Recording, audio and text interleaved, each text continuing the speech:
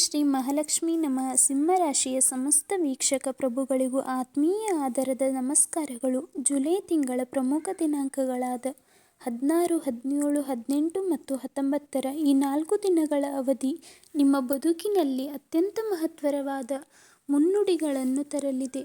ಈ ದಿನಗಳಲ್ಲಿ ನಿಮ್ಮ ಹೆಜ್ಜೆಯ ಸನಿಹಕ್ಕೆ ಅದ್ಭುತವಾದ ಸುವರ್ಣ ಅವಕಾಶಗಳು ಒದಗಿ ಬರುವ ಶುಭ ಯೋಚನೆಗಳಿವೆ. ಆದರೆ ನೆನಪಿಡಿ, ಆ ಅಪೂರ್ವ ಅವಕಾಶ ನಿಮ್ಮ ಕೈಗೆ ಪೂರ್ತಿಯಾಗಿ ಸಿಗುವ ಮುನ್ನವೇ ನಿಮ್ಮ ಕಡೆಯಿಂದ ಜರುಗುವ ಒಂದು ಅತ್ಯಂತ ಸಣ್ಣ ಆತುರದ ತಪ್ಪು ನಿರ್ಧಾರಗಳು ಇಡೀ ಸೌಭಾಗ್ಯವನ್ನು ಕೈಜಾರಿ ಹೋಗುವಂತೆ ಮಾಡಬಹುದು. ಪ್ರಮುಖವಾಗಿ ಈ 4 ದಿನಗಳ ಅವಧಿಯಲ್ಲಿ ನೀವು ಅತಿಯಾದ ನಂಬಿಕೆಯಿಂದಾಗಿ ಅಥವಾ ಸಂತೋಷದ ಭರದಲ್ಲಾಗಲಿ ಹೊರಗಿನ ಯಾರ ಮುಂದೆಯೂ ಹೇಳಬಾರದ ಅತ್ಯಂತ ಗುಪ್ತವಾಗಿಡಬೇಕಾದ 3 ಪ್ರಮುಖ ರಹಸ್ಯ ವಿಷಯಗಳಿವೆ. ಆ 3 ವಿಷಯಗಳಲ್ಲಿ ಒಂದನ್ನು ನೀವು ಆತುರದಿಂದ ಬಹಿರಂಗಪಡಿಸಿದರೆ ಅದು ನಿಮಗೆ ಒದಗಿ ಬರಬೇಕಾಗಿದ್ದ ಅತ್ಯುನ್ನತ ಉದ್ಯೋಗಾವಕಾಶವಾಗಿರಬಹುದು, ವ್ಯವಹಾರದ ಭರ್ಜರಿ ಧನ ಲಾಭವಿರಬಹುದು, ಹಣಕಾಸಿಗೆ ಸಂಬಂಧಿಸಿದ ಬಿಗ್ ಗುಡ್ ನ್ಯೂಸ್ ಇರಬಹುದು, ಅಥವಾ ನಿಮ್ಮ ವೈಯಕ್ತಿಕ ಜೀವನದ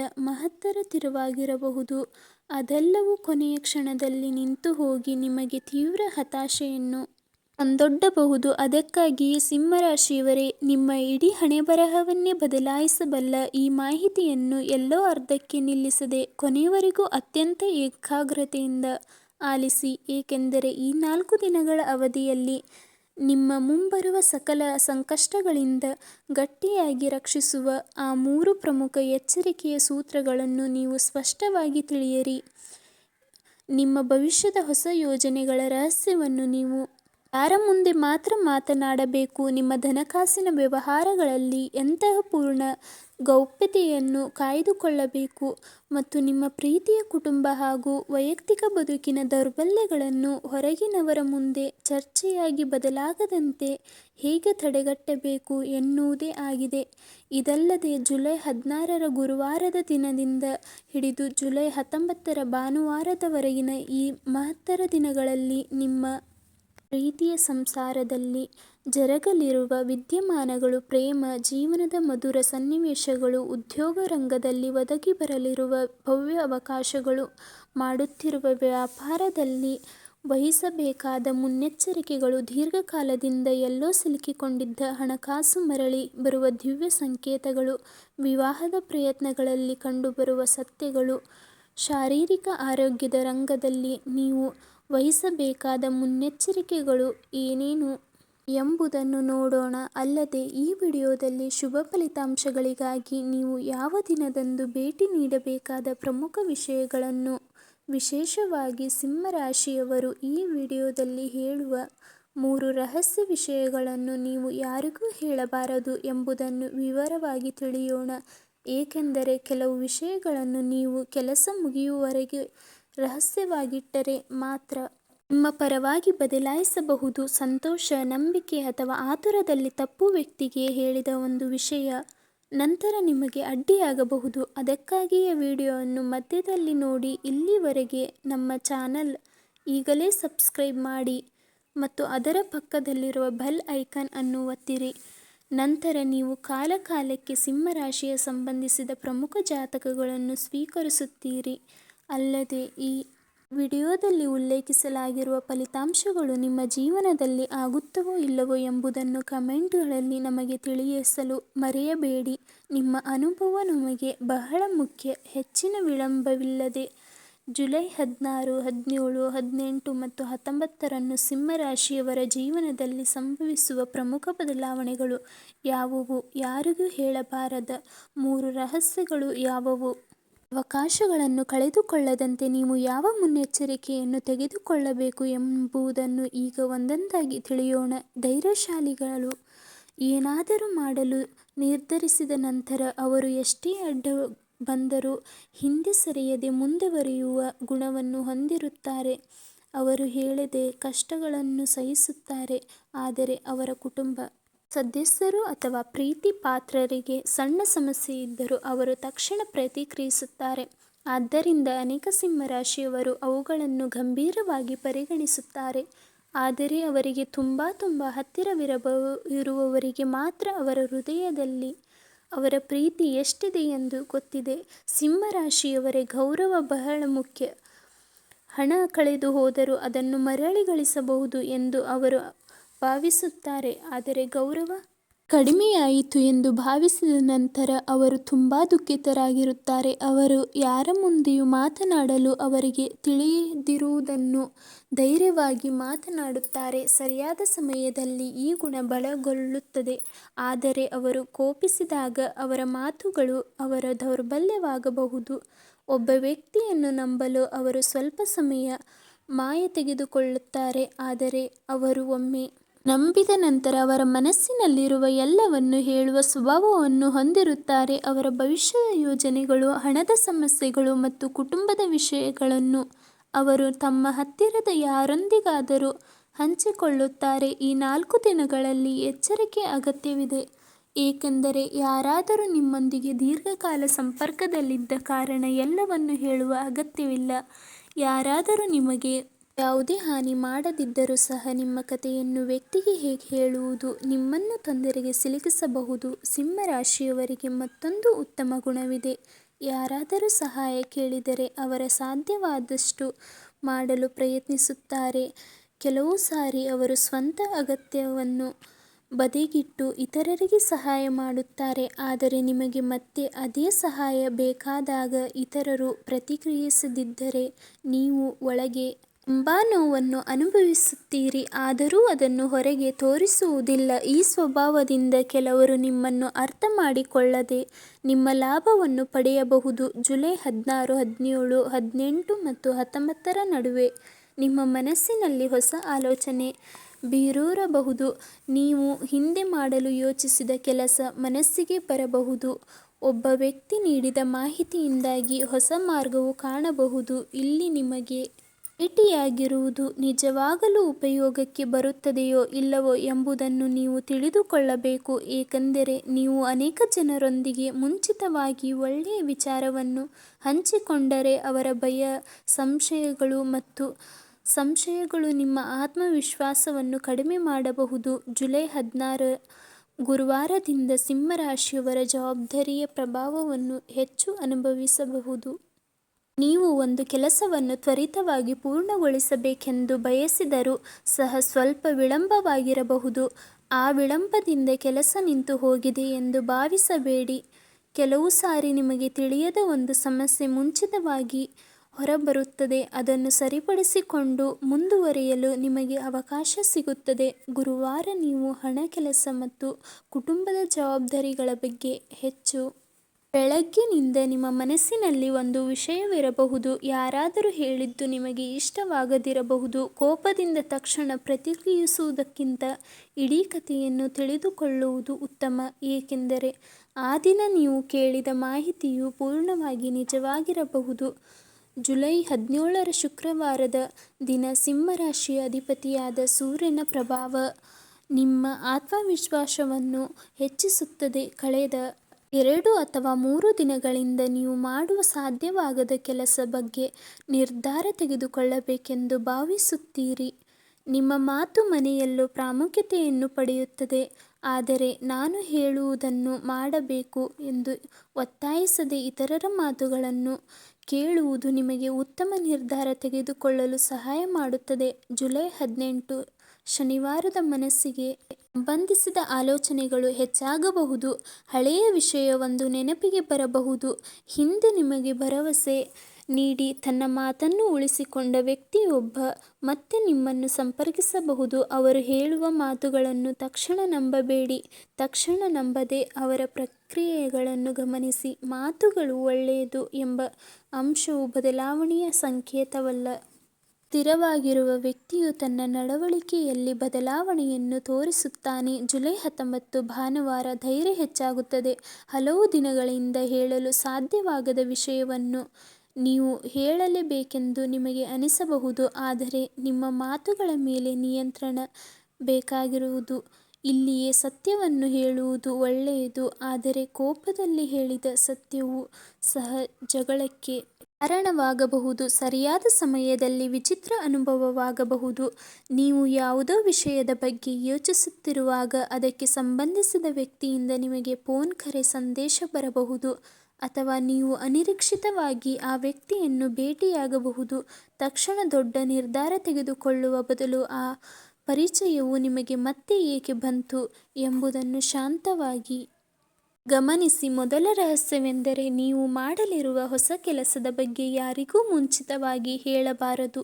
ಜುಲೈ 16 ಮತ್ತು 19 ನಡುವೆ ಸಿಂಹ ರಾಶಿಯವರು ತೆಗೆದುಕೊಳ್ಳಬೇಕಾದ ಮೊದಲ ಪ್ರಮುಖ ಮುನ್ನೆಚ್ಚರಿಕೆ, ನಿಮ್ಮ ಹೊಸ ಯೋಜನೆಗೆ ಸಂಬಂಧಿಸಿದ ನೀವು ಉದ್ಯೋಗಗಳನ್ನು ಬದಲಾಯಿಸಲು, ಹೊಸ ವ್ಯವಹಾರವನ್ನು ಪ್ರಾರಂಭಿಸಲು ಅಥವಾ ಆಸ್ತಿಯನ್ನು ಖರೀದಿಸಲು ಬಯಸುವ ಹೊಸ ವ್ಯಕ್ತಿಯೊಂದಿಗೆ ಕೆಲಸ ಮಾಡಲು ಸಿದ್ಧವಾಗುವವರೆಗೆ ಅಗತ್ಯ ಜನರಿಗೆ ಮಾತ್ರ ತಿಳಿಸಿ. ನೀವು ಸಂತೋಷವಾಗಿರುವಾಗ ನಿಮ್ಮ ಹತ್ತಿರದವರೊಂದಿಗೆ ವಿಷಯವನ್ನು ಹಂಚಿಕೊಳ್ಳಬೇಕೆಂದು ಅನಿಸುವುದು ಸಹಜ.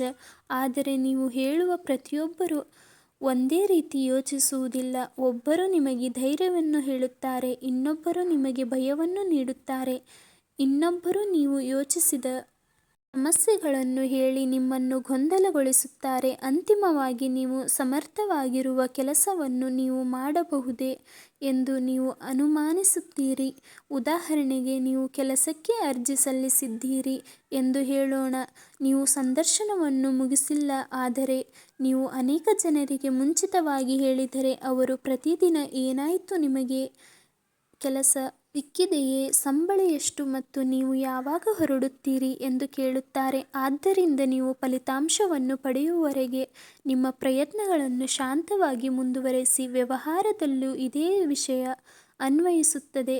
ನೀವು ಹೊಸ ಉತ್ಪನ್ನವನ್ನು ಮಾರಾಟ ಮಾಡಬೇಕಾದೆಯೇ, ನೀವು ಹೊಸ ಪ್ರದೇಶಗಳಲ್ಲಿ ವ್ಯಾಪಾರ ಮಾಡಬೇಕಾ, ನೀವು ಹೊಸ ಗ್ರಾಹಕರನ್ನು ಚರ್ಚಿಸುತ್ತಿದ್ದೀರಾ, ನಿಮ್ಮ ಯೋಜನೆ ಅಂತಿಮಗೊಳ್ಳುವವರೆಗೆ ಅದನ್ನು ರಹಸ್ಯವಾಗಿ ಇರಿಸಿ. ವ್ಯವಹಾರದಲ್ಲಿಯೂ ಆಲೋಚನೆಗಳು ಮೌಲ್ಯವಾಗಿರುತ್ತದೆ. ನೀವು ಹೇಳಿದ ಆಲೋಚನೆಯನ್ನು ಬೇರೆಯವರು ನಿಮಗಿಂತ ವೇಗವಾಗಿ ಕಾರ್ಯಗತಗೊಳಿಸುವ ಸಾಧ್ಯತೆಯಿದೆ. ಈ ಸಮಯದಲ್ಲಿ ನೀವು ಒಂದು ಸಣ್ಣ ಅವಕಾಶವನ್ನು ನೋಡಿದರೆ ಅದನ್ನು ಕಡಿಮೆ ಅಂದಾಜು ಮಾಡಬೇಡಿ. ಮೊದಲಿಗೆ ಒಂದು ಸಣ್ಣ ಆದಾಯ ಗಳಿಸುವುದು ಕೆಲಸವು ನಂತರ ದೊಡ್ಡ ಹಾದಿಗೆ ಕಾಣಬಹುದು. ಆದರೆ ನೀವು ಮೊದಲ ಹೆಜ್ಜೆ ಇಡುವ ಮೊದಲು ಅದರ ಬಗ್ಗೆ ದೊಡ್ಡ ರೀತಿಯಲ್ಲಿ ಮಾತನಾಡಿದರೆ, ನಿಮ್ಮ ಗಮನವು ಕೆಲಸದ ಬದಲು ಇತರರ ಅಭಿಪ್ರಾಯಗಳ ಮೇಲೆ ಇರುತ್ತದೆ. ಆದ್ದರಿಂದ ಕೆಲಸ ಮಾಡಿ ಮತ್ತು ನೀವು ಅದನ್ನು ಪಡೆದ ನಂತರ ಫಲಿತಾಂಶಗಳನ್ನು ನಮಗೆ ತಿಳಿಸಿ. ಎರಡನೇ ರಹಸ್ಯವೆಂದರೆ, ನಿಮ್ಮ ಹಣದ ಖಾತೆಯನ್ನು ಬಹಿರಂಗಪಡಿಸಬಾರದು. ಜುಲೈ 16 ಮತ್ತು 19 ನಡುವೆ ಸಿಂಹ ರಾಶಿಯವರು ಹಣದ ಬಗ್ಗೆ ಬಹಳ ಸ್ಪಷ್ಟವಾಗಿರಬೇಕು. ಬ್ಯಾಂಕ್ನಲ್ಲಿ ನಿಮ್ಮ ಆದಾಯ ಎಷ್ಟು, ನೀವು ಮನೆಯಲ್ಲಿ ಎಷ್ಟು ಉಳಿಸಿದ್ದೀರಿ, ನೀವು ಯಾರಿಗೆ ಸಾಲ ನೀಡಿದ್ದೀರಿ ಮತ್ತು ನೀವು ಯಾರಿಂದ ಹಣವನ್ನು ಪಡೆಯಬೇಕೆಂದು ಎಲ್ಲರೊಂದಿಗೆ ಮಾತನಾಡಬೇಡಿ. ಹಣವನ್ನು ರಹಸ್ಯವಾಗಿಡುವುದು ಎಂದರೆ ಭಯಪಡಿಸುವುದು ಎಂದಲ್ಲ, ಆದರೆ ನಿಮ್ಮ ಆರ್ಥಿಕ ಭದ್ರತೆಯನ್ನು ರಕ್ಷಿಸುವುದು ಎಂದರ್ಥ. ಸಿಂಹರಾಶಿಯವರು ಕೆಲವೊಮ್ಮೆ ತಮ್ಮ ಹಣದ ಸಮಸ್ಯೆಗಳನ್ನು ತಮ್ಮ ಹತ್ತಿರದ ಜನರ ಮುಂದೆ ಪೂರ್ಣವಾಗಿ ಬಹಿರಂಗಪಡಿಸುತ್ತಾರೆ. ಆ ಸಮಯದಲ್ಲಿ ಇತರರು ನಿಮ್ಮನ್ನು ಸಮಾಧಾನಪಡಿಸಬಹುದು, ಆದರೆ ನಂತರ ಇನ್ನೊಬ್ಬ ವ್ಯಕ್ತಿಯು ಅದೇ ವಿಷಯದ ಬಗ್ಗೆ ತಿಳಿದಾಗ ನೀವು ಅನಾವಶ್ಯಕತೆಯನ್ನು ಅನುಭವಿಸುತ್ತೀರಿ. ಅಲ್ಲದೆ, ನಿಮ್ಮ ಬಳಿ ಹಣವಿದೆ ಎಂದು ನಿಮಗೆ ಗೊತ್ತಿದ್ದರೂ ಸಹ, ಸಮಸ್ಯೆಯ ಅಗತ್ಯವಿಲ್ಲದಿದ್ದರೂ ಜನರು ಸಾಲ ಕೇಳಲು ಬರಬಹುದು. ನಿಮ್ಮ ಪರಿಸ್ಥಿತಿ ಚೆನ್ನಾಗಿದೆ ಎಂದು ಭಾವಿಸಿ ಅವರು ನಿಮ್ಮ ಮೇಲೆ ಹೆಚ್ಚಿನ ಜವಾಬ್ದಾರಿಗಳನ್ನು ಹಾಕಬಹುದು. ಈ 4 ದಿನಗಳಲ್ಲಿ ಹಿಂದೆ ನಿಲ್ಲಿಸಿದ ಹಣದ ಬಗ್ಗೆ ನಿಮಗೆ ಮಾಹಿತಿ ಬರುವ ಸಾಧ್ಯತೆಯಿದೆ. ಯಾರಾದರೂ ನಿಮಗೆ ಬಾಕಿ ಇರುವ ಹಣದ ಬಗ್ಗೆ ಮಾತನಾಡಬಹುದು. ಸ್ವಲ್ಪ ಹಣವನ್ನು ಎರವಲು ಪಡೆದ ವ್ಯಕ್ತಿಯು ಸ್ವಲ್ಪ ಮೊತ್ತವನ್ನು ಹಿಂದಿರುಗಿಸಬಹುದು, ಆದರೆ ನೀವು ಮುಂಚಿತವಾಗಿ ಪಡೆದ ಹಣವನ್ನು ಖರ್ಚು ಮಾಡಬೇಡಿ. ನಂತರದ ವಾರ ಬರುತ್ತದೆ ಎಂಬ ಕಾರಣಕ್ಕೆ ಹೊಸ ಸಾಲ ತೆಗೆದುಕೊಳ್ಳಬೇಡಿ. ಮನೆಯ ಅಗತ್ಯ ಖರ್ಚು ಬರಬಹುದು, ಅದು ಮಗುವಿನ ಶಿಕ್ಷಣ, ಪ್ರವಾಸ, ರಿಪೇರಿ ಅಥವಾ ಕುಟುಂಬದ ಅಗತ್ಯಗಳಿಗೆ ಸಂಬಂಧಿಸಿರಬಹುದು. ಆದ್ದರಿಂದ ಕೈಯಲ್ಲಿರುವ ಸ್ವಲ್ಪ ಹಣವನ್ನು ಒಂದೇ ಸ್ಥಳದಲ್ಲಿ ಖರ್ಚು ಆಡುವ ಬದಲು ಸುರಕ್ಷಿತವಾಗಿಡಿ. ಸಣ್ಣ ಉಳಿತಾಯವು ಸರಿಯಾದ ಸಮಯದಲ್ಲಿ ಬಹಳ ಸಹಾಯ ಮಾಡುತ್ತದೆ. ಯಾರಾದರೂ ನಿಮಗೆ ಬಹಳ ಲಾಭ ಸಿಗುತ್ತದೆ ಎಂದು ಹೇಳಿ ತಕ್ಷಣ ಹಣವನ್ನು ಹೂಡಿಕೆ ಮಾಡಲು ನಿಮ್ಮನ್ನು ಒತ್ತಾಯಿಸಿದರೆ ನಿಲ್ಲಿಸಿ ಯೋಚಿಸಿ. ಇತರರ ಮಾತುಗಳನ್ನು ನಂಬಿ ಹಣವನ್ನು ಹೂಡಿಕೆ ಮಾಡಬೇಡಿ. ವಿಶೇಷವಾಗಿ ನಿಮ್ಮ ಬಳಿ ಎಷ್ಟು ಹಣ ಲಭ್ಯವಿದೆ ಎಂದು ಇತರರಿಗೆ ಕೇಳಿ ಪೂರ್ಣ ಮೊತ್ತವನ್ನು ಹೂಡಿಕೆ ಮಾಡುವ ಪರಿಸ್ಥಿತಿಗೆ ಇಳಿಯಬೇಡಿ. ಜುಲೈ 16ರಿಂದ ಮತ್ತು 19ರ ನಡುವೆ ಸಿಂಹ ರಾಶಿಯವರು ಕುಟುಂಬ ವಿಷಯಗಳಲ್ಲಿ ಬಹಳ ಜಾಗರೂಕರಾಗಿರಬೇಕು. ಮನೆಯಲ್ಲಿ ಸಣ್ಣ ಪುಟ್ಟ ಮಾತುಗಳು ಮುಖ್ಯವಾಗಬಹುದು, ವಿಶೇಷವಾಗಿ ಹಣ ಖರ್ಚು ಮಾಡುವುದು, ಮಕ್ಕಳ ಭವಿಷ್ಯದಲ್ಲಿ ಸಂಬಂಧಗಳಿಗೆ ಸಹಾಯ ಮಾಡುವುದು ಇತ್ಯಾದಿ ವಿಷಯಗಳಲ್ಲಿ ಇಬ್ಬರ ಅಭಿಪ್ರಾಯಗಳು ಭಿನ್ನವಾಗಬಹುದು.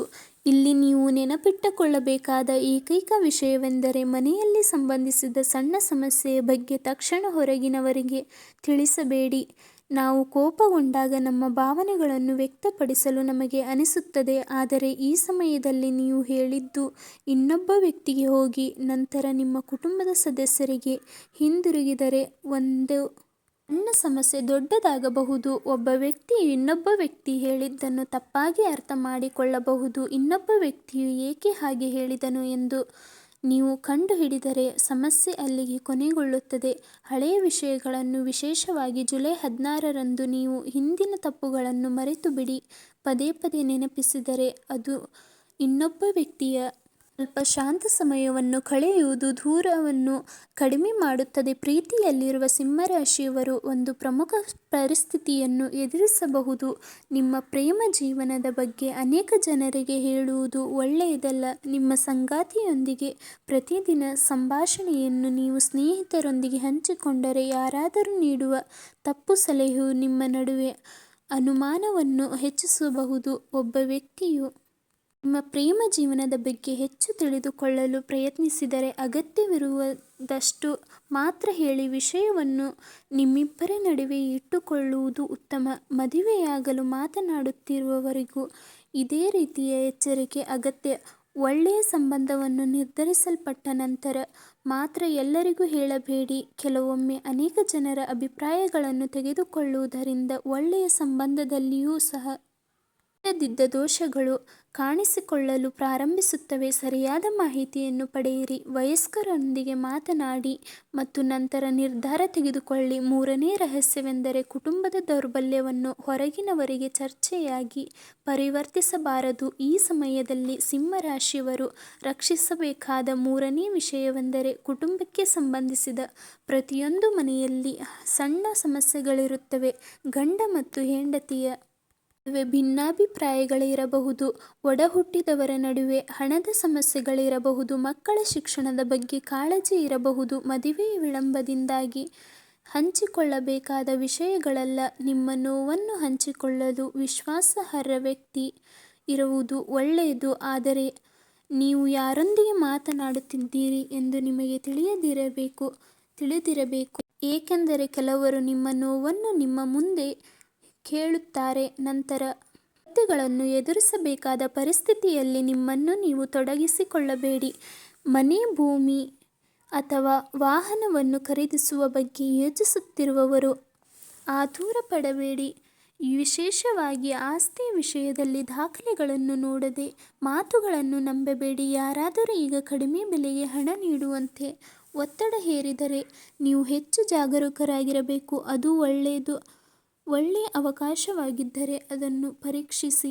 ನಂತರವೂ ಒಳ್ಳೆಯದು. ಅದನ್ನು ಪರೀಕ್ಷಿಸಲು ನಿಮಗೆ ಸಮಯ ನೀಡದ ಅವಕಾಶದ ಬಗ್ಗೆ ಜಾಗರೂಕರಾಗಿರಿ.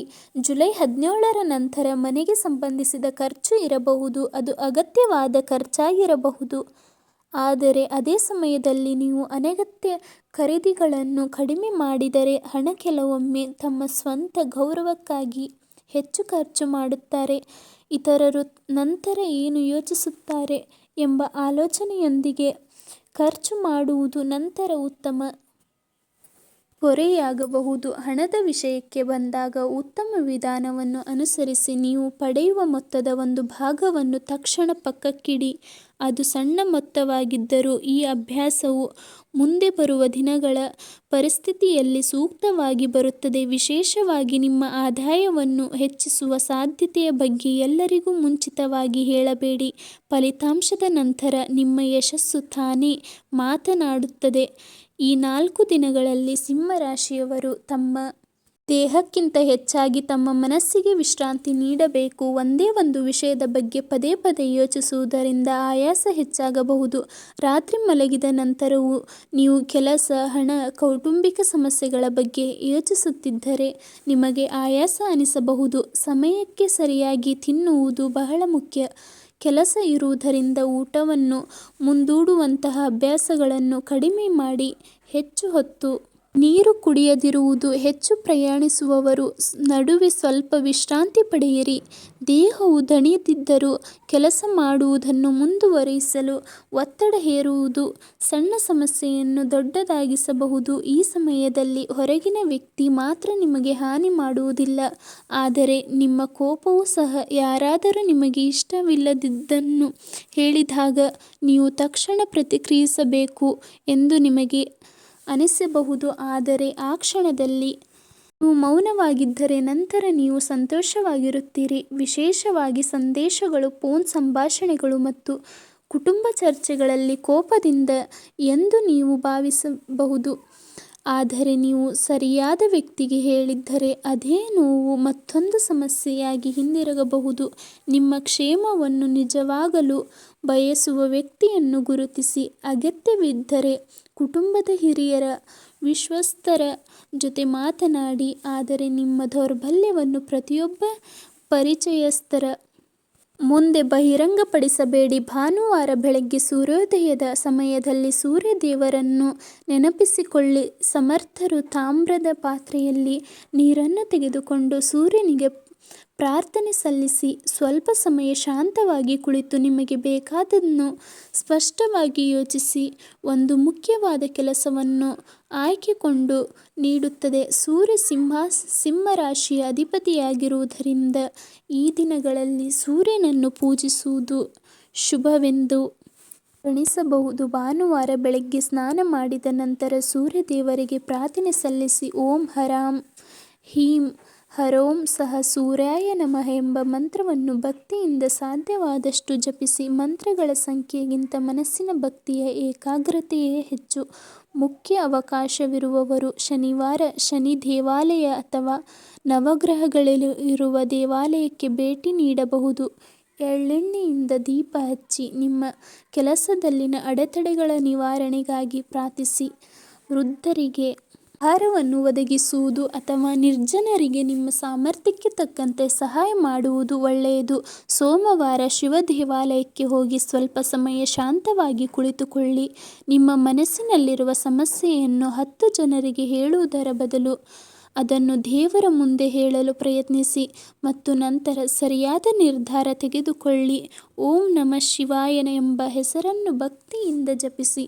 ಮಂಗಳವಾರ ಹನುಮಂತ ದೇವರನ್ನು ಭೇಟಿ ಮಾಡಿ ಧೈರ್ಯ ಮತ್ತು ಬುದ್ಧಿವಂತಿಕೆ ಮತ್ತು ಸರಿಯಾದ ನಿರ್ಧಾರಕ್ಕಾಗಿ ಪ್ರಾರ್ಥಿಸಿ. ಕೋಪ ಕಡಿಮೆಯಾಗಲಿ ಮತ್ತು ಆತುರದ ಮಾತುಗಳು ಹೊರಬರದಿರುವಂತೆ ಪ್ರಾರ್ಥಿಸಿ. ಯಾಕೆಂದರೆ ಸಿಂಹರಾಶಿಯವರಿಗೆ ಈ 4 ದಿನಗಳಲ್ಲಿ ಅವಕಾಶವನ್ನು ಪಡೆಯುವುದು, ಪದಗಳಿಂದ ಅವಕಾಶವನ್ನು ಕಳೆದುಕೊಳ್ಳುವುದು, ರಕ್ಷಿಸುವುದು ಅಷ್ಟೇ ಮುಖ್ಯ. ನೀವು ಹೊಸ ಕೆಲಸವನ್ನು ಪ್ರಾರಂಭಿಸಲಿದ್ದರೆ ಕೆಲಸ ಪ್ರಾರಂಭವಾಗುವ ತನಕ ಸೀಮಿತ ಸಂಖ್ಯೆಯ ಜನರಿಗೆ ಮಾತ್ರ ಹೇಳಿ. ಹಣದ ವಿಷಯ ಬರುತ್ತಿದ್ದರೆ ಅದು ನಿಮ್ಮ ಕೈಗೆ ಬರುವ ತನಕ ಅದರ ಬಗ್ಗೆ ಹೇಳಬೇಡಿ. ಕುಟುಂಬದಲ್ಲಿ ಸಮಸ್ಯೆ ಇದ್ದರೆ ಅದನ್ನು ಹೊರಗಿನವರ ಚರ್ಚೆಯಾಗಿ ಪರಿವರ್ತಿಸಬೇಡಿ. ಈ 3 ಸ್ಥಳಗಳಲ್ಲಿ ಆಚರಿಸಲಾಗುವ ಮೌನ ನಿಮ್ಮನ್ನು ಸುರಕ್ಷಿಸಬಹುದು. ಕೆಲವು ಅವಕಾಶಗಳು ಬಾಗಿಲ ತಟ್ಟು ನಾನಿಲ್ಲಿದ್ದೇನೆ ಎಂದು ಹೇಳುವುದಿಲ್ಲ. ಒಂದು ಸಣ್ಣ ಫೋನ್ ಕರೆ ಬರುತ್ತದೆ. ಹಳೆಯ ಪರಿಚಯಸ್ಥರು ಮತ್ತೆ ಮಾತನಾಡುತ್ತಾರೆ.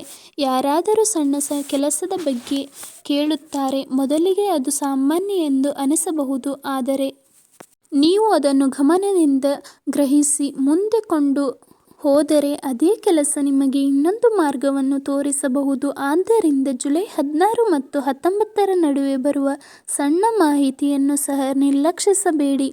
ನಿಮ್ಮ ಬಗ್ಗೆ ಒಳ್ಳೆಯದೆಂದು ಮಾತನಾಡುವ ಪ್ರತಿಯೊಬ್ಬ ವ್ಯಕ್ತಿಯನ್ನು ಅನುಮಾನಿಸುವುದು ಅವಶ್ಯವಿಲ್ಲ.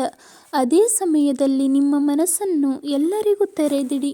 ನಿಮಗೇನಾದರೂ ಇವತ್ತಿನಿಂದ ಈ ಜಾತಕದ ದಿವ್ಯ ಮುನ್ನುಡಿಗಳು ಇಷ್ಟವಾಗಿದ್ದರೆ ತಪ್ಪದೆ ಈಗಲೇ ವಿಡಿಯೋವನ್ನು ಲೈಕ್ ಮಾಡಿ, ಕಮೆಂಟ್ ಬಾಕ್ಸಲ್ಲಿ ನಿಮ್ಮ ಅನಿಸಿಕೆಗಳನ್ನು ಶೇರ್ ಮಾಡಿ ಹಾಗೂ ನಮ್ಮ ಚಾನಲ್ಗೆ ಸಬ್ಸ್ಕ್ರೈಬ್ ಮಾಡಿ ಸಪೋರ್ಟ್ ಮಾಡಿ. ಧನ್ಯವಾದಗಳು.